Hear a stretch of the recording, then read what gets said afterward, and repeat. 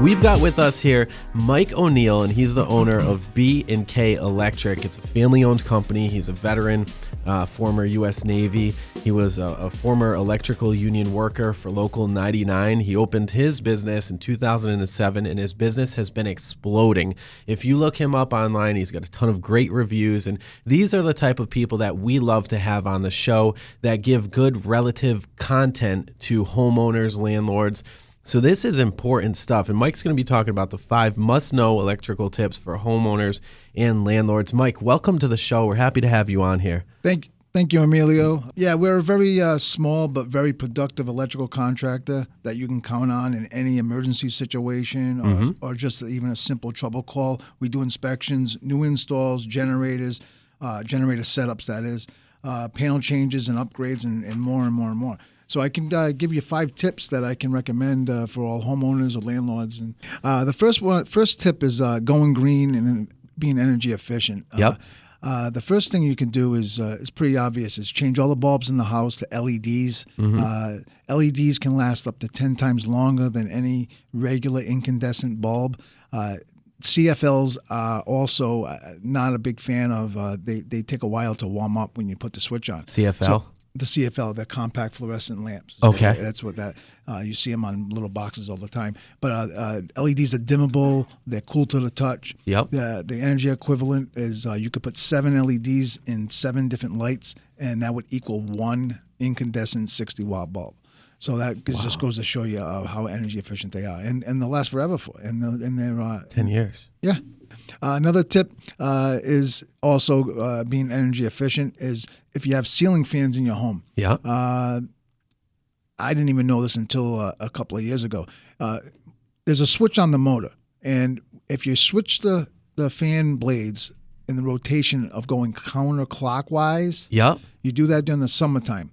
What that does is it pulls the air from the ceiling, from the floor to the ceiling. Okay. And it creates a nice little breeze when you got your air conditioning going. Oh, so cooler air stays low. Yes. And the heat rises. So it pulls it right up, and it creates like a little breeze for you. And if you have a couple of fans on one floor, you'll notice a big difference. Wow.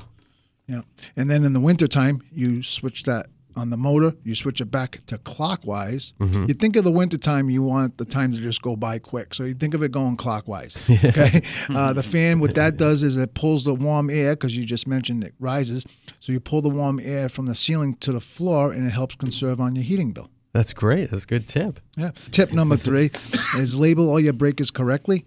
If you take the time to just label your breakers what they really are, you can save on a lot of grief. What a lot of people do is they think that it's labeled that it's right. If you inherited what other people did when they did changes and upgrades to their home. So I recommend labeling it properly. A quick little idea would be not everyone has a little electrical testing tools or anything. So what you'd grab is just a radio or like a lamp with a LED in it. You plug it into outlets as you got one person doing that, and you're at the panel, you're communicating back and forth. Yep, that's that one.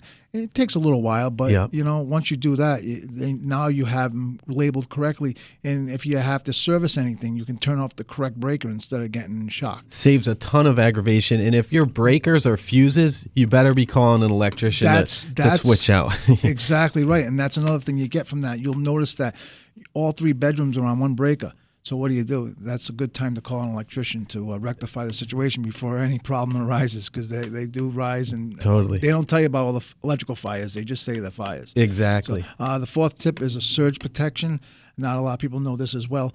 A lot of people use the surge strips that you plug in 90 outlets in. It's very dangerous because you're putting it all into one plug. Yeah. Well, you can put your whole house on a surge protector for less than $300. Ground fault interrupter, is that Nope, it's surge protection, and that protects against lightning strikes, transformers going bad out in the street, any kind of accidents that happen out in the street. There's surges that come in through the lines, and then what that would do is that it would blow out your appliances, all your low voltages, such as cell phones, iPads, computers. Is that something that the average homeowner does themselves, or is that something that you would hire somebody to do? You have to have a licensed electrician do it. Does that goes right into the box? Is that? Yep. You can install it right at the panel, and it protects your whole entire your house. The 5th tip is smoke detectors. The 2014 National Fire Code requires in all new homes a smoke detector in each bedroom, a carbon monoxide and a smoke detector in every hallway, or at least one on each level of the building. Yep. And Hardwired. Hardwired, not everyone can afford to hire someone to put in a hardwired system. At the bare minimum, at least get the battery ones that stick on the wall. I know they're not great, but they're better than not having anything. And that will protect against some fires or smoke that appears in the upcoming winter time, because the heat's going to be cranked all winter. That's when you might even get carbon monoxide detection in the house from your boiler. So it's good to have.